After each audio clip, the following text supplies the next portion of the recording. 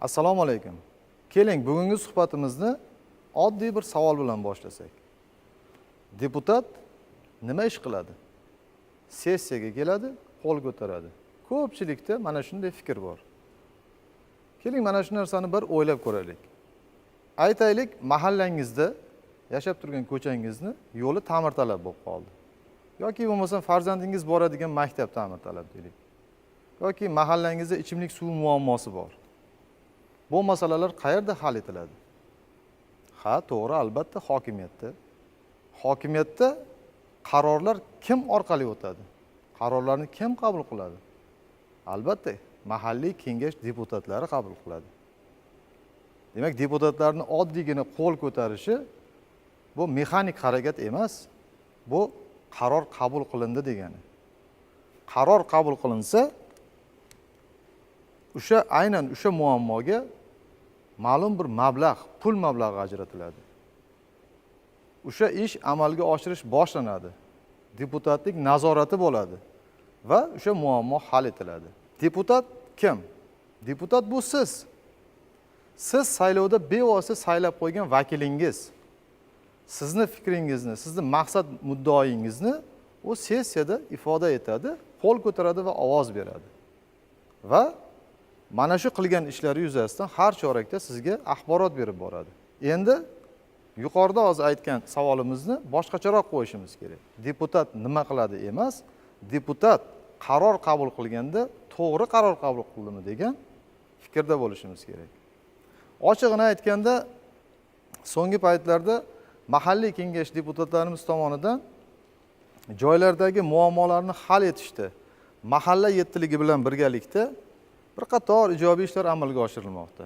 Buni biz ommaviy axborot vositalari orqali ko'rib bormoqdamiz.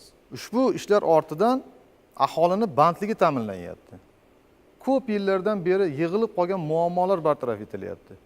Kelinglar, fikrimni quruq gap bilan emas, bir aniq raqamlar bilan aytsam. Masalan, birgina 2025-yilning o'zida mahalliy kengashlar deputatlari tomonidan jami 31 mingdan ortiq hududlarni ijtimoiy-iqtisodiy rivojlantirish va aholi muammolarini hal etish masalasida 31 mingdan ortiq masalalar muhokama qilinib, tegishli qarorlar qabul qilindi. Yoki bo'lmasam, aholi muammolaridan va murojaatlardan kelib chiqib, deputatlarimiz tomonidan 15 mingdan ortiq deputatlik so'rovlari mansabdor shaxslarga yuborildi. Ushbu so'rovlarni qariyb 85% ijobiy hal etildi. Aniq raqamlarga yoki aniq misollarga o'tadigan bo'lsak, birgina 2025-yilning o'zida 20 mingga yaqin aholi kambag'allikdan chiqarildi. 23 mingdan ortiq aholimiz bandligi ta'minlandi. 20 mingga yaqin yangi ish o'rinlari yaratildi. Respublika bo'yicha jami 5 ming kilometrdan ortiq yo'llar ta'mirlandi. Bulardan tashqari 3,5 mingta talaba yoshlarimizni to'lov kontrakt pullari to'lab berildi. 15 mingga yaqin nogironligi bo'lgan shaxslarga ko'mak ko'rsatildi. Ha, hozirgi raqamlarni aytishga oson, lekin bir o'ylab qaraylik. Bu masalalarning ortida deputatlarning mehnati, faolligi, tashabbusi yotibdi. Albatta, bu ishlarning ortida avvalambor konstitutsiyamiz va O'zbekiston 2030 strategiyamiz turganini va ushbu O'zbekiston 2030 strategiyasida belgilangan maqsad va vazifalarni hayotga to'g'ri, izchil tatbiq etilayotganini hammamiz to'g'ri anglashimiz kerak. Oxirgi yillarda dunyoda juda katta o'zgarishlar bo'layotganiga barchamiz guvoh bo'lib turibmiz. Siyosiy vaziyat tez o'zgaryapti. Iqtisodiy qoidalar yangilanyapti. Texnologiyalar esa hayotimizga kun sayin chuqur kirib kelmoqda. Mana shunday sharoitda barcha o'zini hurmat qilgan davlatlar kelajak rejalarini qayta ko'rib chiqmasdan iloji yo'q. Sababi kecha qabul qilingan qarorlar ertaga ish bermay qolishi mumkin. Albatta, O'zbekiston ham shu yo'ldan bormoqda. Mamlakatimizda 2023-yilda o'tkazilgan konstitutsiyaviy islohotlar natijasida yangi O'zbekiston barpo etishning huquqiy asoslari yanada mustahkamlandi. Xususan, yangilangan konstitutsiyamizda xalq deputatlari mahalliy kengashlarning maqomi alohida norma sifatida belgilab qo'yildi. Endilikda kengashlar mustaqil vakillik organiga aylandi. Deputatlar orasidan saylangan rais kengashlarga boshchilik qilishi, hokimlarning bir vaqtni o'zida kengashga rahbarlik qila olmasligi qat'iy belgilab qo'yildi. Ushbu konstitutsiyaviy normaga asosan mahalliy kengashlarga mahalliy byudjetlarni ko'rib chiqish va qabul qilish, mahalliy dasturlarni tasdiqlash, hokim hisobotini eshitib borish vakolatlari berildi. Endilikda mahalliy darajada davlat boshqaruvi hokimiyatning ikki qanoti, ya'ni ijro hokimiyati va vakillik hokimiyati organlari orqali boshqariladigan bo'ldi. Bu degani soddaroq qilib tushuntirganda, ilgari hokim ham ijrochi, ham kengashga rais rahbarlik qilardi. Endilikda hokim ijrochi, kengash esa nazoratchi organ sifatida faoliyat olib boradi. Barchamiz bilamizki, 2024-yilda bo'lib o'tgan saylovlardan keyin viloyatlar va Toshkent shahar kengashlariga ilk bor raislar saylandi. Ushbu tartib mavjud 208 ta tuman shaharlarimizda 2026-yilning 1-yanvaridan tatbiq etila boshlandi. Demak, bugungi kunda davlat hokimiyatini mahalliy darajada boshqaruvi ijro hokimiyati va vakillik hokimiyati organlari orqali amalga oshirilyapti. Aynan O'zbekiston 2030 strategiyasining 75-maqsadi ham mahalliy davlat hokimiyati vakillik organlarini xalqning chinakam ovoziga aylantirish deb nomlanishi ham yuqorida aytib o'tgan fikrlarimga yaqqol isbot bo'la oladi. 2023-yilda qabul qilingan O'zbekiston 2030 strategiyasining deyarli barcha maqsadlarda belgilangan vazifalarni 2026-yilga kelib deyarli to'liq amalga oshirib bo'ldik. Bular jumlasiga hokimlarni mahalliy kengashlariga raislik qilish amaliyotini to'liq bekor qilish, mahalliy kengashlar faoliyatiga fuqarolik jamiyati institutlarini kengroq jalb qilish va mahalliy kengashlarga oid 300 dan ortiq funksiyalarni qayta ko'rib chiqish, mahalliy kengashlar faoliyatini samaradorligini oshirishga qaratilgan 500 dan ortiq qonunchilik hujjatlarini tizimlashtirish vazifalari qo'yilgan edi. Mana hozir aytib o'tib ketgan misollarim bo'yicha nima bo'ldi? Hokimlarning kengashlariga raislik qilish amaliyoti to'liq bekor qilindi. Bu 23-yilda biz ko'zlagan maqsad edi, maqsadimizdagi vazifa edi.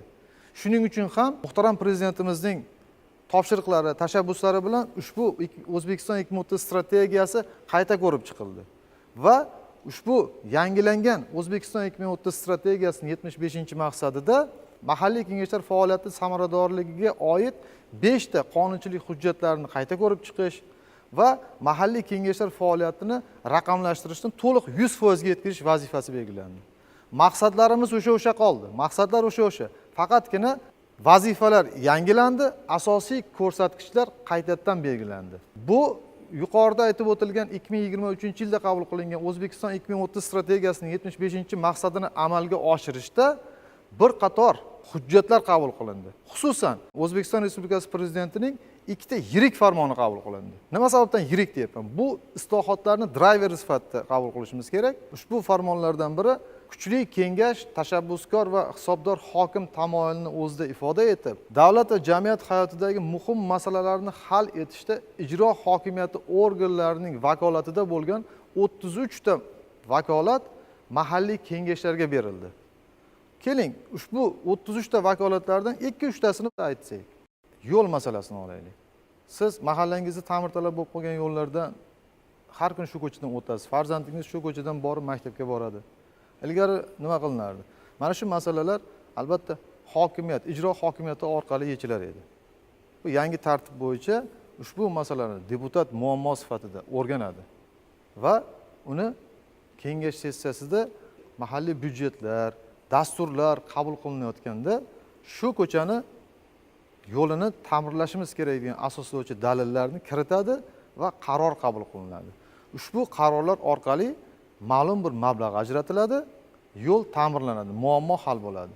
Yoki bo'lmasam, maktab masalasini olaylik. Tasavvur qiling, maktab ta'mirtalab aholi kelib qolgan. Ota-onalar bundan doimo norozi. Maktab rahbariyatini bu masalani hal etish bo'yicha yugurmagan joyi, bormagan eshigi qolmaydi. Endi nima bo'ladi? Endi bu masalani ham deputat ko'rib chiqadi, bu narsani ham sessiyaga olib kiradi, shu bo'yicha qaror qabul qiladi, mablag' ajratiladi va shu maktab ta'mirlanadi. Yoki bo'lmasa bandlik masalasi. Tasavvur qiling, tumanda ishsizlik koeffitsiyenti yuqori yoki yoshlar ish topa olmayapti. Bu masalaga ham deputatlar aralashadi. Deputat qanday aralashadi? Ijro organlariga vazifa qo'yadi. Nechta ishchi o'rni yaratding degan savolni qo'yadi. Bu esa nazorat degani. 23-yilda qabul qilingan O'zbekiston 2030 strategiyasini 75-maqsadida belgilangan vazifalarni yechilishiga sabab bo'lgan yana bir Prezidentimizning yana bir farmonlari qabul qilindi. Ushbu farmon bilan mahalliy davlat hokimiyati organlari faoliyatini 2030-yilga qadar rivojlantirish konsepsiyasi qabul qilindi. Ushbu konsepsiya 53 ta banddan iborat alohida yo'l xaritasi bilan tasdiqlanib, bugungi kunga qadar bir qator ishlar ham amalga oshirildi. Yuqorida aytib o'tilgan faktlar, misollar ham aynan mana shu konsepsiya doirasida amalga oshirilmoqda. Ushbu konsepsiyaga oid yangi tartib bo'yicha Kengash soati instituti joriy etildi. Bu kengash soatini biz qiyoslash uchun parlament soatini hammamiz bilamiz. Parlament soatida hukumat vakillari kelib, o'zini faoliyati haqida deputatlarimizga hisobot beradi va joriy ishlari bo'yicha savol-javob qilinadi. Kengash soati ham xuddi shunday mahalliy darajadagi ijro hokimiyati organlarining mansabdor shaxslari kengashlarga, ya'ni xalq noiblari, deputatlar oldiga kelib, o'zini faoliyati bo'yicha hisobot beradi va muammolar bo'yicha savol-javobdan o'tishga majbur bo'ladi. Yana bir yangilik sifatida endi hokimlarning o'rinbosarlari lavozimga tayyorlanishdan oldin kengashlardan o'tishga majbur bo'ladi. Bu degani kim hokim o'rinbosari bo'lishini endi deputatlar hal qiladi degani. Albatta, hokim o'rinbosari bo'layotgan nomzod o'zining dasturi bilan deputatlar oldida tanishtiradi va o'sha dasturni himoya qiladi. Eng muhim yangiliklardan biri muammolarni, pastdagi muammolarni pastdan yuqoriga qarab chiqish tizimi yaratilganligi. Bu degani nima degani? Tasavvur qiling, mahallada qandaydir muammo bor edi. Mahalla yettiligi bilan shu muammoni shu mahallada yechish imkoniyati yo'qmi? Albatta, u muammo deputat orqali tuman sessiyasiga olib chiqiladi. Tuman sessiyasida yechilmagan taqdirda muammo viloyatga chiqadi. Viloyat kengash sessiyasiga chiqadi. Viloyatda ham yechish imkoniyati darajasi bo'lmaganda bu muammo senatga chiqadi. Mana shunday tizim yaratildi. Bu degani albatta bu tizim O'zbekiston 2030 strategiyasining g'oyaviy negizidir. Ya'ni nima demoqchiman? Muammo yechilmagunga qadar oxirgi nuqtagacha boradi degani. Avvallari hammamiz bilamiz, ayrim hollarda ko'pchiligimiz o'zimiz saylagan deputatimizni tanimas edik yoki saylovdan keyin umuman uni topa olmas edik. Muammoingiz bo'lsa, bir dardingizni aytay desangiz, uni topishda imkoni yo'q edi. Eng muhim yangiliklardan biri E-kengash elektron platformasini ishga tushganidir. Ko'pchilik aytishi mumkin, hozir o'ylab turishinglar mumkin. Yana bitta sayt yaratilgan ekan dedi. Yo'q, bu noto'g'ri. Bu sayt emas, bu platforma. Endi siz deputatingizga uyingizda o'tirib telefoningiz orqali murojaat yo'llashingiz mumkin. Uni qabuliga yozilishingiz mumkin. Hattoki ushbu E-kengash platformasi orqali sessiyada qabul qilinayotgan qarorlarni ko'rishingiz mumkin, o'qishingiz mumkin. Hozirgi kunda bo'layotgan mahalliy kengash sessiyalarini siz onlayn translyatsiya qilinishini to'g'ridan-to'g'ri efirini ko'rib turishingiz mumkin. Avvallari sessiyalarda qabul qilingan qarorlarni nima qaror qabul qilinganini hech kim bilmas edi. Bugungi kunda bu shu platforma, kengash platformasi yaratilganligi siz bilan bizga qarorlarni o'qib, o'zimizning fikrimizni aytish imkoniyatini berdi. Yuqorida aytganimdek, O'zbekiston 2030 strategiyasining 75-maqsadida belgilab olingan yangi vazifalar, ya'ni mahalliy kengashlar faoliyatini raqamlashtirishni to'liq 100% ga yetkazish vazifalari belgilangan. Lekin ushbu vazifa hozirdan amaliyotga tatbiq etilmoqda. Mana misol uchun shu E-kengash elektron platformasi haqida. Bu E-kengash elektron platformasining yaratilishi bu butun tizimni mamlakatimizda mavjud 221 ta kengash desak, 12 ta viloyat kengashlari, Toshkent shahar kengashi va 208 ta tuman shahar kengashlarining barcha faoliyati ushbu platformada jamlangan. Ya'ni bu platforma orqali nimalarni bilishimiz mumkin? Siz uyingizda o'tirgan holatda deputatingizga onlayn ravishda murojaat yozishingiz mumkin. Deputatingizni platforma orqali topasiz, murojaat yuborish yoki qabuliga yozilish tugmasini ezish orqali siz deputatingiz bilan bemalol muloqotga kirishishingiz mumkin. Avvalgidek deputatim qayerda, uni tanimayman degan ovoragarchilik yoki vajlarga hech qanday o'rin qolmagan. E-kengash platformasining yana bir imkoniyatlaridan biri, deputatlar ilgarigidek deputat so'rovini qog'ozga chiqarib olib, uni ma'lum bir tashkilotga olib borib yo pochta orqali yuborish amaliyotiga chek qo'yildi.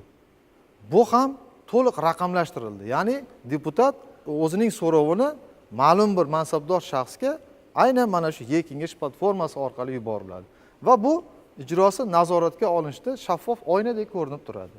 Bundan tashqari E-kengash elektron platformasi orqali mahalliy kengash sessiyalarini onlayn ravishda translyatsiya bo'ladi. Siz buni bevosita kuzatib o'tirish imkoniyatiga egasiz. Bundan tashqari o'sha sessiyada qabul qilingan qarorlarni shu platforma orqali o'qiy olishingiz mumkin. Yana biri, o'tkaziladigan sessiyalarni siz qachon bo'lishini avvaldan bilish imkoniyatiga egasiz. Bu nima berishi mumkin? Siz ushbu sessiya hududingizdagi, tumaningizdagi sessiyalar qachon bo'lishini bilib, ushbu sessiyaga bemalol o'zingiz bevosita tashrif buyurib, faqatgina ovoz berish huquqisiz ishtirok etish imkoniyatiga egasiz. Bu albatta yuqorida aytib o'tilgan islohotlar, ya'ni prezidentimizning farmonlarida mahalliy kengashlarga berilgan vakolatlar. Ya'ni O'zbekiston 2030 strategiyasining 75-maqsadida mahalliy davlat hokimiyati vakillik organlarining xalqning chinakam ovoziga aylantirish degan maqsadni tub mazmun mohiyatini amalda isbot hisoblanadi. O'zbekiston 2030 strategiyasining 75-maqsadida yangilangan vazifalarni amalga oshirishda yana bir taklifni ilgari surishni joiz bilaman. Ya'ni bu nima? Bugungi kunda barcha faoliyatimizga sun'iy intellekt chuqur kirib kelyapti. Deputatlarimizni ishini yengillashtirish, vaqtini tejash maqsadida ham aynan mahalliy kengashlar faoliyatiga sun'iy intellekt imkoniyatlarini kengroq tatbiq etishni taklif sifatida aytmoqchiman. Sessiyalar bo'lish jarayonida o'sha sessiyaning stenogrammalarini yozish yoki bo'lmasam deputat so'rovini hozir aytganimdek matnini tayyorlash, aholi bilan uchrashuvlarda aholi muammolarini tasniflash, tizimlashtirish masalalariga sun'iy intellekt imkoniyatlarini jalb qilsak, deputatlarimizni vaqtini va ish samaradorligini oshirishga erishgan bo'lardik. O'zbekiston 2030 strategiyasining 75-maqsadida ko'zlangan vazifalar kengashlar faoliyatini raqamlashtirish, to'liq yuz foizga yetkazish, kengashlar faoliyati samaradorligini oshirishga qaratilgan 5 ta yirik qonunchilik hujjatlarini qayta ko'rib chiqish vazifalarini o'ylaymanki 2030-yilgacha to'liq amalga oshirishimizga ishonaman. Yakuniy xulosa sifatida shuni aytish mumkinki, kuchli kengash kuchli jamiyat demakdir. O'zbekiston 2030 strategiyasining 75-maqsadi ham aynan mana shularni ko'zda tutgan. Ushbu maqsad va vazifalar o'z-o'zidan amalga oshib qolmaydi. Ushbu ishlarni amalga oshirishda sizning va bizning faolligimiz, tashabbusimiz bo'lsagina, shundagina biz farzandlarimiz uchun kuchli davlat, rivojlangan jamiyat va farovon hayotni meros qilib qoldira olamiz. E'tiboringiz uchun rahmat.